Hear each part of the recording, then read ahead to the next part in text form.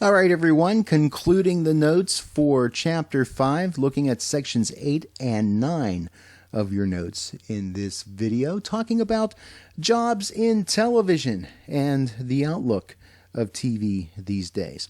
Let's talk about the organization of what happens at a broadcast TV station. If you look in your textbook, you'll see a nice organization chart that kind of helps you keep track of all the things that we're talking about here. Now, at the top of the organizational ladder is going to be the GM, the general manager. He or she is the one that is in control of all the things that happen at a particular television station. The GM might be answerable to someone above him or her on the corporate level, especially if we're talking about a local television station that is part of a larger media group that owns stations in multiple markets. TV stations are generally divided into 5 divisions. First division is sales. Sales is headed by a general sales manager, and the salespeople for the station answer to that person. They are called account executives or sales representatives. They're the ones that go out and actually solicit businesses to advertise on the television station. Traffic departments are responsible for the program logs, much in the way that we talked about with radio. Again, this is not traffic reporting. This is traffic in terms of managing what is actually airing on a television station at a particular time each and every day, including programming content and commercial content. The continuity department of sales makes sure that the station's schedules have no interruptions between commercials and programs. So really what continuity does is they make sure that everything on the station is current. So say if you have an advertiser that is promoting a special event that is happening at their business, and there's going to be a series of commercials that runs within a certain period of time. Say there's one commercial that says, "Come to our business next week." And then they air another commercial after that saying, "Come to our business this week." They make sure that the last week, they make sure that the next week's spot airs first, and then the this week's spot airs at the proper time. Make goods. If a scheduled commercial does not air, the advertiser is entitled to a free commercial in the same time category as the spot that was missed. Now, stations will most likely try to do make goods because they don't want to lose revenue from missing a commercial, and if they don't air a commercial as they promised, well, they don't get paid. So they will try to make things good as much as they possibly can. Okay, so the first division was sales. Second division is engineering. Engineering is responsible for the maintenance of the equipment, including the transmitter, and largely nowadays anything related to IT and internet and networks and all that sort of thing. Third division is the business division, usually headed by the business manager. The business manager oversees accounts payable and accounts receivable. In other words, they handle making sure that they get paid by their advertisers, and they also make sure that they pay their bills as well. Also under the business division are receptionists and secretaries. They tend to be answerable to the business manager. Fourthly, programming. The programming department is headed by the program director. That person oversees a number of subdivisions and, in consultation with the station manager, is responsible for purchasing and scheduling the programming content. There are 3 subdivisions in programming, again, all under the program manager. There's the production manager. That person oversees studio workers. There's the community relations director. That person oversees public service announcements, may also be the station spokesperson at community events, very much like a public relations sort of position. And thirdly, the promotion director. And that person typically has these 3 duties. They oversee show promos and station imaging. They oversee activities designed to gain publicity for the station. So when a station is a sponsor of like a local 5K run, or when they say, come on by to such and such a business and the television station is going to be there, they are in charge of that as well. The promotion director will also purchase advertising in other media. So when you hear ads for a television station broadcast on your local radio station, or when you see billboards for that television station, that's the promotion director's job to make those things happen. So we talked about sales and engineering and programming, and we also talked about the business department. The fifth division is news. News is headed by the news director, and stations with active news departments become more important to and are also viewed more favorably by the communities that they serve. Many times, a television station that has a news component to it tends to identify itself largely by its news content. It's very possible that a television station can gain popularity or notoriety or become infamous by the way that it handles its news. If it's seen as someone that's a television station is seen as being hard-hitting with its news, that can attract a certain sort of reputation. Or if it's seen as more light and fluffy, or if it's seen as more community-focused. A lot of times, news will try to put out a certain type of reputation in order to attract a certain type of audience and to be seen favorably by the market as a whole. Cable system operation, the flow chart is a little different here. Again, you see this in your textbook as well. Some of you may find that helpful. The general manager of a cable system operation, otherwise known as the system operator or SysOps for short, oversees everything that happens for the local cable operation. The technical side is handled by the chief technician, who also coordinates and dispatches field crews. They go out and install and uninstall your cable service and make sure the cable lines are working the way that they're supposed to. They also keep up with all the equipment that's inside the building in order to make sure that channels and services are heading to the proper places in the switching rooms there at the operation. The sales function includes advertising sales, but it also involves the important task of recruiting and retaining subscribers, because again, cable has two sources of income as opposed to the broadcast stations, which only have advertising revenue to rely on. Cable also has the subscribers in addition to local advertising. Cable promotion executives tend to be called marketing managers. And then you have CSRs, the customer service representatives. They process the bills, they hand out converters, they take subscriber complaints. They're the people that you talk to when you call your cable service to ask questions or to request service. The program director is the liaison between the various program services and the local cable operation. So many times, the program director at a local cable operation is not so much involved in programming actual programs as much as they are trying to maintain relations with the various cable channels. So the program director is staying in communication with USA Network and Comedy Central and MTV and CNN and all those other folks. Locally produced programs, that is the responsibility of the local origination producer or the LO producer.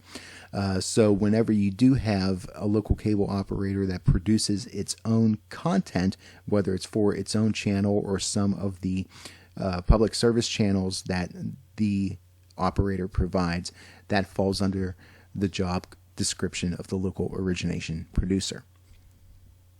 All right, job outlook. Jobs and salaries in television are frequently changing as technology and ownership and programming and distribution also changes.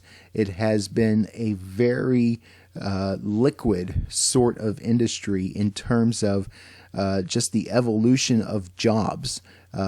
As computers take on more and more tasks and are able to handle so many different things, the scope of what people do at the television station, the jobs evolve as well. Broadcast and cable television are both cottage industries. In other words, the industries, for the most part, are quite small. Now, we're not talking about how much money they make. We're talking about the number of people that actually work in these operations.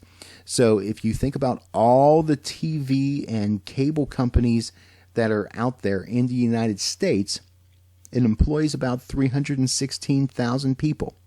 And about 40% of those companies employ less than 5 people.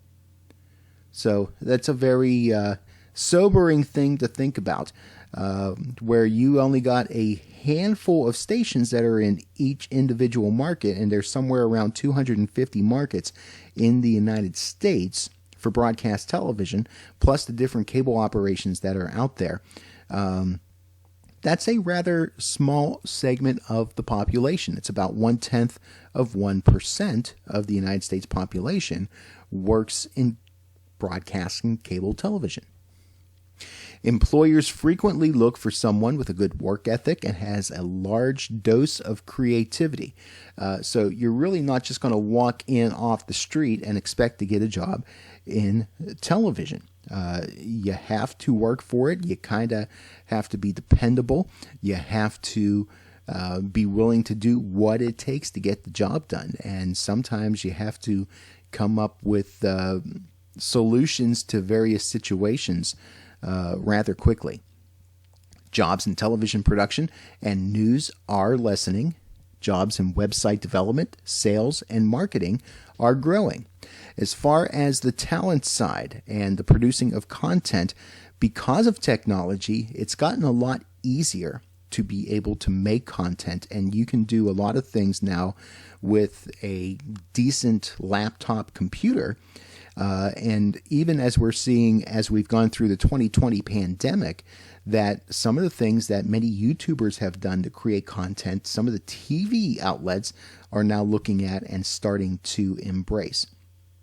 Your smartphones are able of creating 1080p video, and it's fairly decent. It winds up on television these days. Now, as far as the marketing side goes, you have a lot more that's happening there, a lot more with multimedia and the integration of television and websites and social media, and more opportunities for sales in those areas. That's why those jobs are growing. Broadcast TV job trends. Salaries depend on the size of the community. It depends on whether the outlet and its employees are unionized or not. And it depends on the station's dominance in a market. If you're at a top-rated television station, there's probably going to be a few more people working there. They can command more for their advertising revenue. They can pay people more.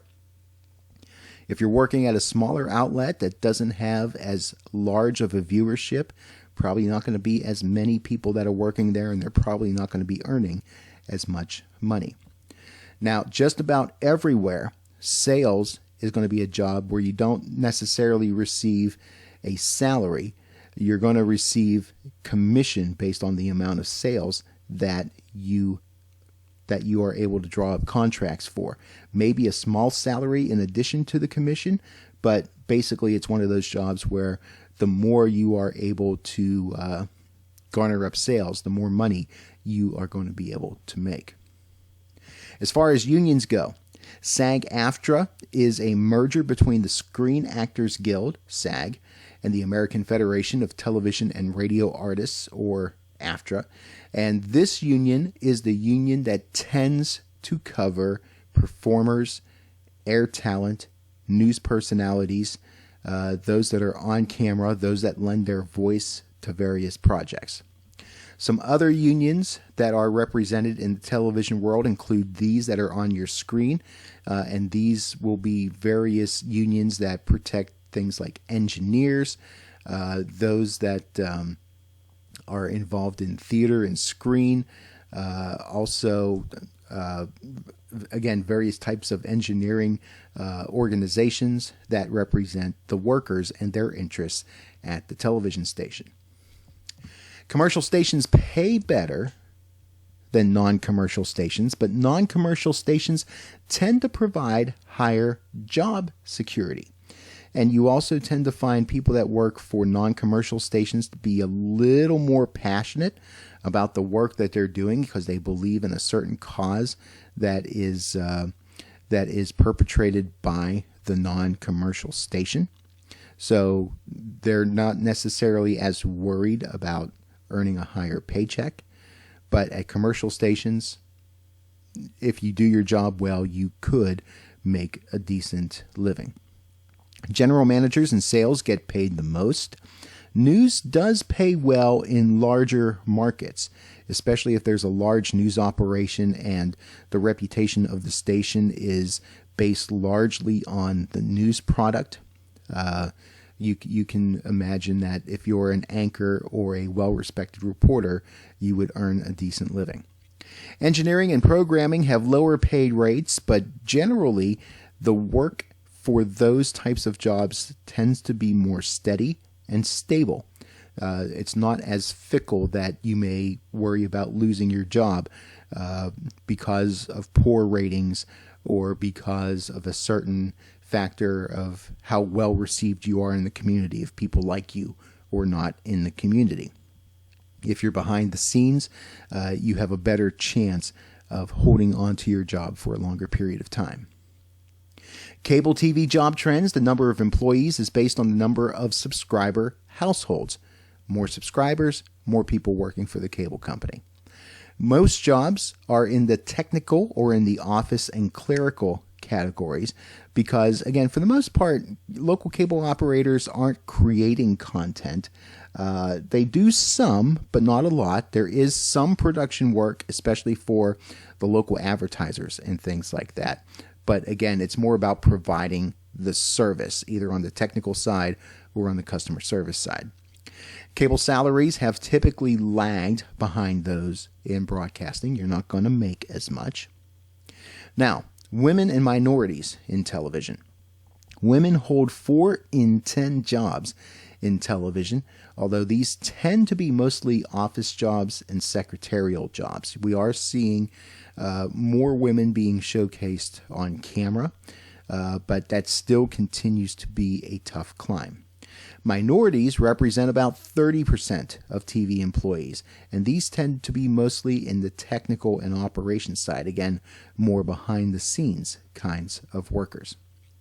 Gains have been made for females and minorities for news anchor and reporter positions, also in sales, but women and minorities are still underrepresented in terms of management positions. TV is still one of those areas where, to be quite honest, to make it up the ladder, it still tends to be a boys' club. But the more and more that we understand things like equality and lack of job discrimination and things like that, we are seeing that slowly whittle away. And the hope is that we will continue to see that slowly whittle away as we see competency of people in the jobs that they're doing, regardless of their gender and regardless of their race. So there you go. There's the notes for Chapter 5. You know what to do. Finish up those notes, finish up those study questions, and also make sure you participate in the discussion board on Blackboard for this chapter. Make sure you follow the instructions on that.